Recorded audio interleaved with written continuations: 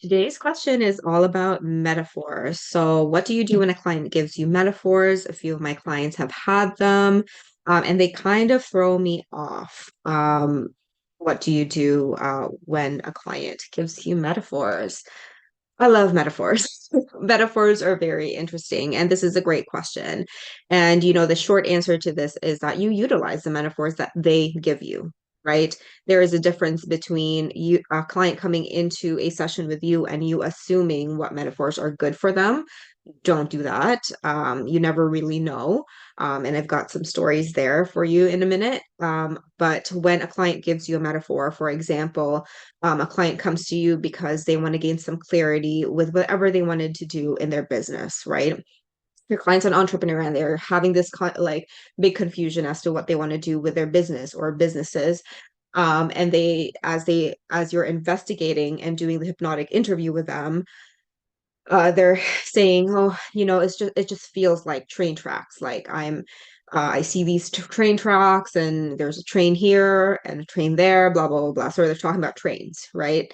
And so what you want to do is really keep your client within that metaphor, which means ask them questions about that metaphor, ask them questions about trains, because that it's very, this is just an example, okay? Your clients may give you some random metaphors, but um, definitely utilize it. So using, say, for example, the trains, ask them about the trains. Oh, that's interesting. Trains, what does that have to do with your business? And putting it together, linking it all together so that they find meaning and make sense to it. Because, as you know, metaphors are the language of the subconscious, right?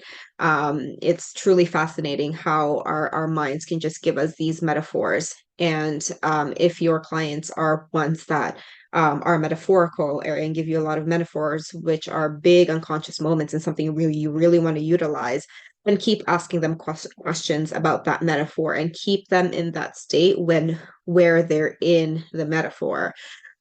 Because what you'll find, especially once you start getting good at the investigation phase and allowing your clients to link these metaphors to their current life experience, that's when you'll see the breakthroughs. And what you do not want to do is to, like I mentioned earlier, assume that you know the best metaphor for them. Like, for example, a client comes to you with the same issue, needing clarity on their business, and as they are talking to you, as your client talks to you, you say, okay, well, what do you think trains have to do with business? And they're probably going to look at you going, what are you talking about? So the point of me saying this is that don't assume or bring in metaphors that you think may work for your clients because it's worked for a different client. Say you had a client today that talked about trains, and then you think, oh, that was a really good session, big breakthrough. And then tomorrow you have a client who is also a business owner, and you come in assuming that because client A's metaphor about the train was so powerful that you can use that metaphor into your session with client B tomorrow. No, because two clients are different. Even that same client A, may come into the next session and will not be talking about the trains, right? It'll be talking about something else because you cannot predict these things. And so that's really just the biggest, I guess, caveat. When you have a metaphor or the client gives you a metaphor, that's their own metaphor. And don't try to like assume that, two clients have already or five clients have talked to you about trains and that all your male clients who are entrepreneurs are going to talk about trains. No, just don't assume and just be really present with your client and use their own metaphors, not the metaphors that you think are going to work for them. And this is very, very crucial because I can tell you a lot of crazy stories about metaphors, right? I am someone who actually, when I receive conversational hypnosis sessions, I like to talk in metaphors. I don't know where they come from, because if you ask me now to think about metaphors, I won't because you're consciously making me think. But if someone asks me about the problem and investigates my problem, I will start talking in metaphors most likely. That's how my personal subconscious mind expresses itself. Um, expresses myself. My subconscious expresses itself through metaphors. I've talked about anchors and stuff like that. I don't remember now, but I've talked about anchors a lot. Some of my clients have talked about basketballs, and that was the thing we talked about quarter session. Them playing with basketballs. It had nothing to do with sports. Like I don't work with sports clients. I work with entrepreneurs, and it had to do with her business and the feelings around the business. But she talked about it. She talked about the basketball. How that relates, I don't know. I don't need to know, but it made a lot of sense to her. And that's what counts, right? I had another client who was talking about, when you're in the carnival and you get to pick ducks within like the big um pail of water, like picking ducks. She was talking about that. I could not have known that for the life of me. I could not have predicted that how she was going to solve her problem, which is that she was going to give me this metaphor about ducks, and really amazing. And it gets to be fun, right? But because she made it up, she made that thing about the ducks, and I was like, huh. The ducks. Tell me more about these ducks, because then I'm also interested, and it made it really fun. And all I did there was really just talk to her about these ducks, and made that moment grow for her so that she stays in that trance, because that's what it is when your clients start speaking in metaphors and they're really, really into that metaphors. You can see them trancing out.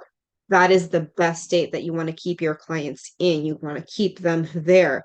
Um, and you do that by questioning the metaphors, by keeping them in that metaphorical state, and playing around with it, and having fun with it, right? And then that's the best thing about it too. I mean, our subconscious is very creative, right? And it's also childlike, and a lot of these metaphors are kind of childlike, right? Like the ducks, right?